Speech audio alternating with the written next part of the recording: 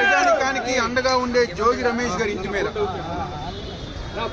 తెలుగుదేశం పార్టీకి సంబంధించిన గూండాలు, రౌడీలు, బ్లేడ్ బ్యాచ్ వీళ్ళందరూ గారా కలిసి పోలీసుల ఒక సహకారంతో పోలీసుల సమక్షంలోనే వాళ్ళ ఇంటి పైన రాళ్ళు అద్దాలు పగలగొట్టి ఎంతగా దిగజారిపోయారంటే పెట్రోల్ బాంబులు వేసి నిప్పంటించే విధంగా ఈరోజు తెలుగుదేశం పార్టీ గూండాలు డైరెక్ట్గా తెలుగుదేశం పార్టీ ఆఫీస్ నుంచి వాళ్ళు ఆదేశాలు ఇస్తే ఎవరైతే బ్లేడ్ బ్యాచ్ ఉన్నారో వాళ్ళకి ముందు కోపించి రౌడీ షీటర్ని, గూండాల్ని ఈరోజు తీసుకొచ్చి దాడులు చేయించారు. అదేవిధంగా నిన్న ఒక కాపు నాయకుడిగా, ఒక సీనియర్ నాయకుడిగా, మాజీ మంత్రిగా పనిచేసిన అంబటి రాంబాబు గారి ఇంటి మీద, ఆఫీస్ మీద ఇదే రకంగా దాడులు చేసి ఆయన అరెస్ట్ చేశారు.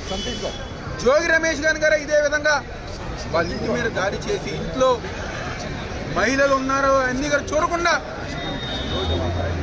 అంటే ఒక రౌడీ రాజ్యం, ఒక జంగిల్ పరిపాలన ఈరోజు ఆంధ్రప్రదేశ్ రాష్ట్రంలో కొనసాగుతుంది. చంద్రబాబు నాయకత్వంలో, కూటమి ప్రభుత్వం ఆధ్వర్యంలో ఈరోజు రెడ్ బుక్ రాజ్యాంగం అంటే వైఎస్ఆర్ కాంగ్రెస్ పార్టీ నాయకులు ఇళ్ల మీద దాడులు చేసే పరిస్థితి ఈరోజు రెడ్ బుక్ రాజ్యాంగం నడుస్తుంది. ఏమవుతుంది మీరు దాడులు చేస్తే? రేపనే రోజు గుర్తుపెట్టుకోవాలి, వైఎస్ఆర్ కాంగ్రెస్ పార్టీ జగన్మోహన్ రెడ్డి గారి నాయకత్వం వచ్చిన తర్వాత ఈ దాడులు చేసిన ప్రతి ఒక్కరి గారా గుర్తొచ్చే విధంగా మేము ముందుకెళ్తామని చెప్పి అందరూ చెప్పుకుంటున్నాం. ఈరోజు బాధాకర విషయం, వాళ్ళు పోలీస్ యూనిఫాములు తీసి పసుపు చొక్కా వేసుకోవాల్సిన పరిస్థితి ఈరోజు ఈ రాష్ట్రంలో నడుస్తుంది. ఈరోజు అన్యాయంగా ఈరోజు మా మాజీ మంత్రి, మా నాయకుడు ఇంటి కాల్ చేస్తే, ఇంటి మీద దాడి చేస్తే మాజీ ఎమ్మెల్యే గారు జగన్మోహన్ రావు గారు కానీ, సమన్వయకర్త జగ్గేపేట తండ్రి నాగేశ్వరరావు గారిని ఉన్నాం.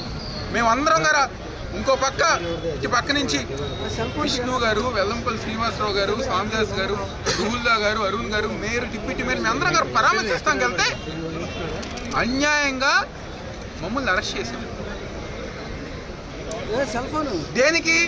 మేము వెళ్తే గొడవలు జరుగుతాయంట. పోలీసులు వాళ్ళు ఆలోచించాలి. పోలీసులు దేనికి ఉన్నారు? మేము శాంతియుతంగా వెళ్ళి, మా నాయకుడు వెళ్ళి, మా పార్టీకి సంబంధించిన నాయకుడు వెళ్ళి చూసి వస్తాము, వాళ్ళ వైఫ్ని పలకరించి వస్తామని చెప్పేస్తే టెన్షన్ వాతావరణం అని చెప్పని మమ్మల్ని అరెస్ట్ చేశారు.